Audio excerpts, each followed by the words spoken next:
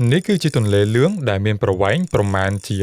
5,400គីឡូម៉ែត្រសម្រាប់ជនជាតិចិនទន្លេនេះគឺជាបណ្ដាសាផងនិងលាបសំណាងដ៏មហិមាផងទន្លេលឿងចាប់ផ្ដើមហូរចេញពីជួរភ្នំ Bayon Her ដ៏ត្រជាក់នៃខ្ពង់រាបទីបេនៅក្នុងខេត្តឈិនហៃរួចហូរកាត់ខេត្តចំនួន9របស់ចិនបានបញ្ចប់នៅឈូងសមុទ្របូហៃខេត្តសាងតុងភាគខាងកើតនៃប្រទេសចិនបើយើងមើលទៅតាមផែនទីវាមានរូបរាងដូចជាអក្សរ U ប៉ុន្តែសម្រាប់ជនជាតិចិនពួកគេមើលឃើញទន្លេនេះប្រៀបបាននឹងឆ្អឹងខ្នងរបស់សត្វនាគមូលហេតុដែលទន្លេនេះមានពណ៌លឿងគឺដោយសារដីល្បាប់ម្យ៉ាងដែលមានឈ្មោះថា Lozes វាគឺជាប្រភេទដីដែលខ្យល់បានបក់មកពីសមុទ្រខ្សាច់ Gobi អស់រាប់ពាន់ឆ្នាំមកហើយទោះបីជាវាមានប្រភពចេញពីវាលខ្សាច់មែនប៉ុន្តែដីប្រភេទនេះសម្បូរទៅដោយជាតិរ៉ែយ៉ាងច្រើនលើសលប់ក្នុងមួយឆ្នាំ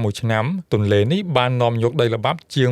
1.6 ពាន់លានតោនបើយើងដួសទឹកទន្លេនេះមួយធុងស្មើនឹងយើងទទួលបានដីកន្លះធុងទៅហើយដីល្បាប់នេះហើយដែលជាលាភសំណាងពីព្រោះនៅពេលដែលវាហូរចាក់ទៅដល់វាលទំនាបវាបានក្លាយជាជីធម្មជាតិដ៏មានតម្លៃបានបង្កើតទៅជាតំបន់កសិកម្មដែលមានជីវជាតិបំផុតមួយនៅក្នុងពិភពលោកប៉ុន្តែដីដ៏មានជីវជាតិនេះក៏នាំមកនៅបណ្ដាសាផងដែរដោយសារតែដី Lozes នេះម៉ត់ខ្លាំងដូចជាម្សៅ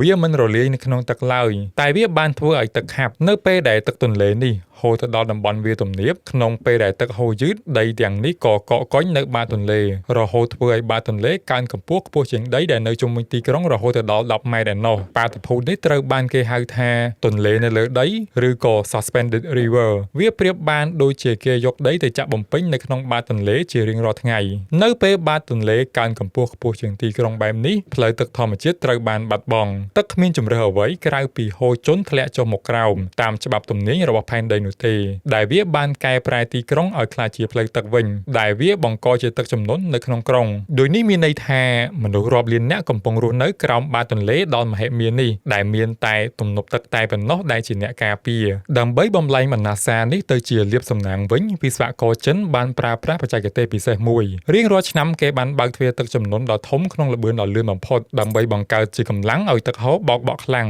ដើម្បីបាញ់លាងកម្ទេចដីភក់ដែលនៅកកកុញនៅបាតទន្លេឲ្យហូរចេញទៅសមុទ្រជនជាតិចិនមានពាក្យស្លោកដ៏ល្បីមួយថាទោះលោតចូលទន្លេលឿងក៏លាងខ្លួនមិនជ្រះឃ្លានេះចង់មានន័យថាបើកំហុសតូចតាចយើងអាចប្រើទឹកធម្មតាយកមកលាងជំរះបានប៉ុន្តែបើជាកំហុសដ៏ធ្ងន់ធ្ងរមួយរហូតត្រូវប្រើទឹកទន្លេមកលាងក៏វានៅតែមិនអាចជំរះបានស្អាតវិញដែរព្រោះទឹកទន្លេខ្លួនឯងគឺពោពេញទៅដោយដីភក់ស្រាប់ទៅហើយវាប្រៀបបានដូចជាកេរ្តិ៍ឈ្មោះរបស់មនុស្សម្នាក់នៅពេលដែលសៅម៉ងហើយគឺពិបាកនឹងស្រោចស្រង់វិញណាស់ចុះអ្នកទាំងអស់គ្នាវិញយល់យ៉ាងណាដែរចំពោះអត្ថន័យនៃពាក្យស្លោកនេះ